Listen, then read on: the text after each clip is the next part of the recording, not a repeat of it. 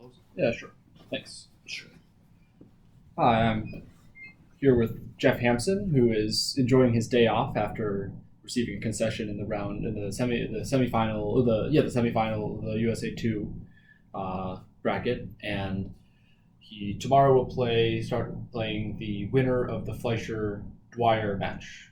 So Fleischer Dwyer without Dwyer. right, exactly, because he went actually to South America for the South American championship, whatever it's called. So, but I hope you're enjoying your day off.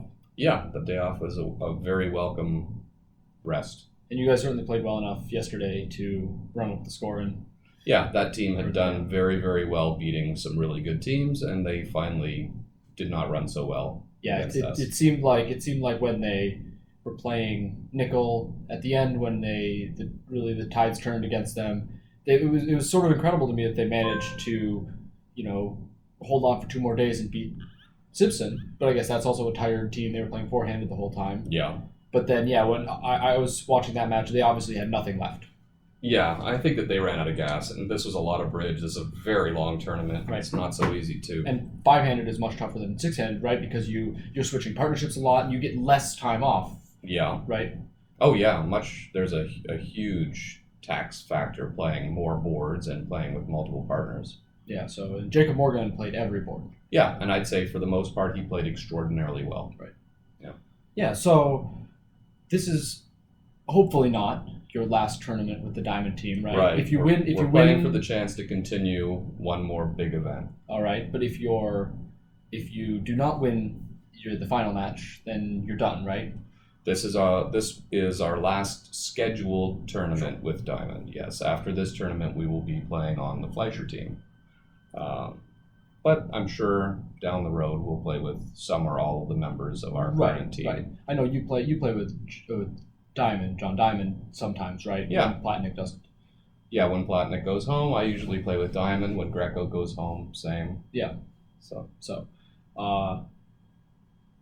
how do you feel? Because you've been sort of the nucleus. You and Greco have been the nucleus of the Diamond team since the team started 8 or 9 years ago now. Yeah. And you've played forehanded. You've played with several other pairs. It's always been you and Greco and Diamond and Platnick. Yeah, and it's been fun. We play. I convinced Diamond, actually before he ever considered hiring me, I convinced him to spend some of his money making his teams more competitive, and he did that, and then somehow we wound up as part of his more competitive teams. Well, and then I guess it was a natural metamorphosis because we've been friends for close to 30 years. And I encouraged him to stop playing an archaic system, a dated system, and start playing something that I'm convinced is better, a strong club structure. Mm-hmm. And even if I'm wrong, it's a lot more fun changing it up. Sure. So, and that's what he said. He said that sometimes it's he and Brian had a lot of fun switching and learning the ropes of strong club, and it's fun to play. I mean, I play it too, and you just bid all the time, and that's fun. Yeah, and it changes your set of problems, and so the hands that you used to struggle on are now simple, and you have a whole new set of hands that you have to figure out how to solve problems. And I think that anything that sort of stimulates thought is good exercise and worthwhile. It also helps you to understand the nuances of what your opponents might be playing. If you've only ever played 2-over-1 or standard, then when your opponents have an auction, you don't know what negative inferences are available if it's not in that genre.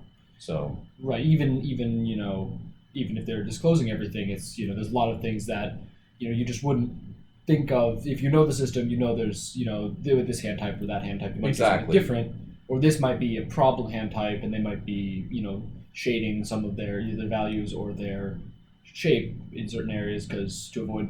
Right, like in a more standard method, you often have to fabricate strong bids. Right. So your jump shift or your reverse might be manufactured as opposed to real. And in a strong club context, you have a lot fewer of those because you've already shown your strength at some point. But you might have to fabricate a bid to see if your partner has a stopper.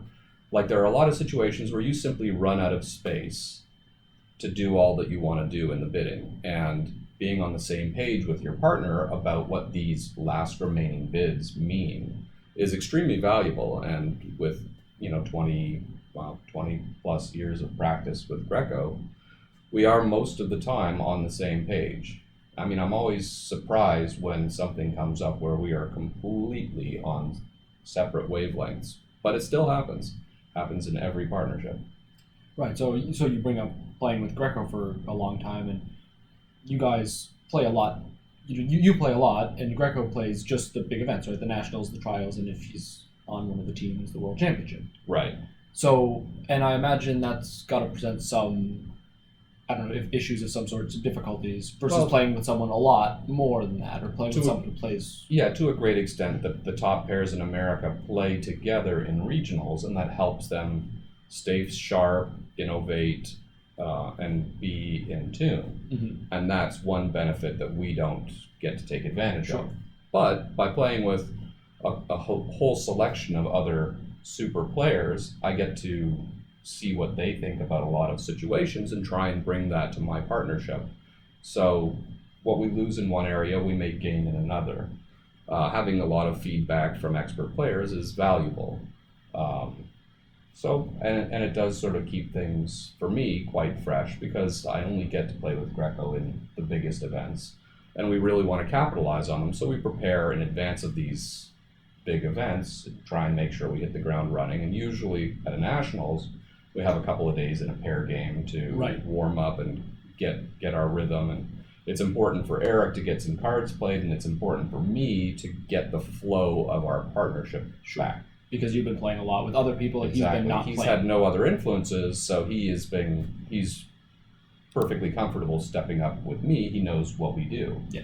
I have had, say 4 regionals between nationals with other people that have sort of distracted me from the way I play with Greco, which is why the pair games are a great value to us. And you win them a fair amount, so it's fun. Yeah, that's certainly, it's satisfying. Yeah, so you mentioned you practice beforehand, but we're leading up to the big events. So that's, you bid hands a lot, or like how much? Almost never bidding. Okay, when we create a new treatment, we will occasionally do some of the partnership bidding on BBO.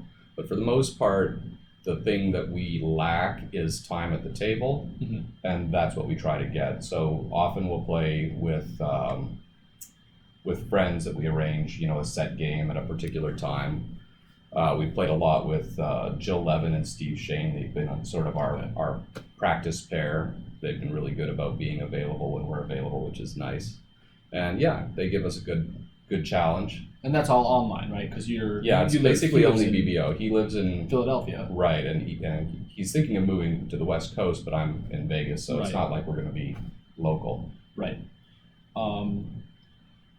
So when you say you might practice bidding and stuff, or when you change something or you create some new treatment, how often do you do that, seeing as you guys don't play together that much? A lot. You do? Okay. Yeah. I mean, if we are playing together, we see situations that we don't feel like are handled best. Okay. And then discussion ensues, and then we realize, like, just yesterday we had an auction that was tricky, where I had a 4-4-4-1, 21-22 count, nice hand. And I opened a strong club, and they jump over, called 2 diamonds, and Eric positived in clubs. And we were discussing how complex it is to unravel major suit fits after that, like if we have a secondary 4-4 fit. Right. And also whether or not we have stoppers in diamonds for getting to 3-0. Right, because at the table you bid 3 diamonds, he bid 3 spades, and then you basically agreed spades and bid Blackwood. Right, and but I was commented that if he speculating didn't have 4 right. spades, this could be bad, and he hadn't. If he had like 3-2, 3-5 without a stopper, he might have been stuck and intended a 3 spade bid. Yeah, well, that led to discussion, and that led to innovation. So we've now redefined our 3-level actions over this 2 diamond bid, so that we actually know when we have a side 4 card major. Oh, gotcha. So will you? But now, obviously, whatever happens, in the next 2 days, you won't have an event coming up for a couple of months until the Summer Nationals. So would you bid some hands, like soon In that area? in that area? No, this is a you fairly just- trivial oh, fix. okay. It required redefining bids that were currently defined and never came up. Sure. So we just changed the meaning of our 3-level actions. But if it had been a more complex change, you might. So that's different than your practicing Yes. before the nationals. This would be you just bid a little bit to kind of.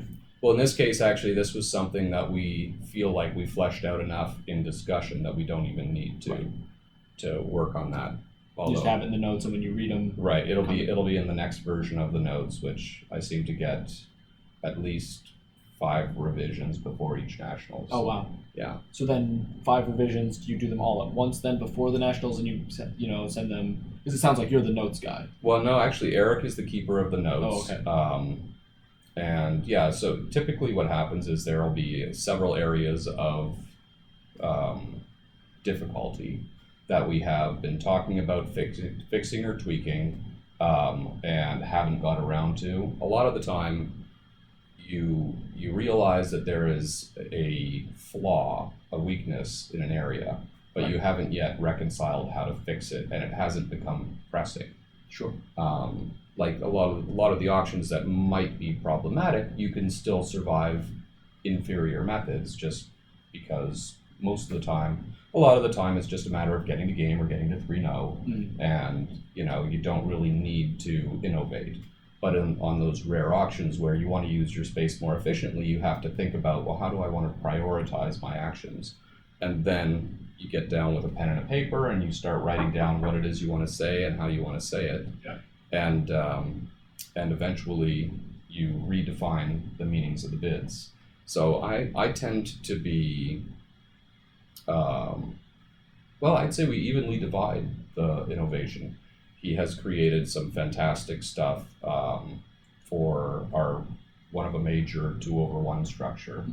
Some of it was me mentioning, like, this auction's really good and this auction's really bad, and they're very similar.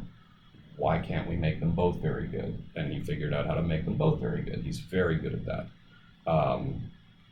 There are auctions where I think, why is this auction so inefficient and that one's so seamless? Why don't we balance those out? And sometimes I'm the one who works out the puzzle. So when he comes up with something like the 2/1 auction, does that then filter down into your other partnerships when you're on the circuit, or is that sort of more privileged for your partnership? It's not a matter of privilege. It's a matter of how much do you want to complicate a partnership that plays 3 times a year. Okay. And I'm happy to share what I play and what we've created with pretty much everybody. But I don't necessarily want to play it with everybody, because if I were to sit down with you and play everything that I play with Greco in a tournament starting tomorrow, and then we didn't play for 8 months and now I had to think about what we play, Right. that would be difficult. So I want to have an efficient, call my secondary partnerships, I want them to be efficient but not overwhelming. So there's a balance that we try to strike. It's not always doable. Some people are better at absorbing system than others, so you want to feel like you have maximized the partnership's capacity without overwhelming anybody. So.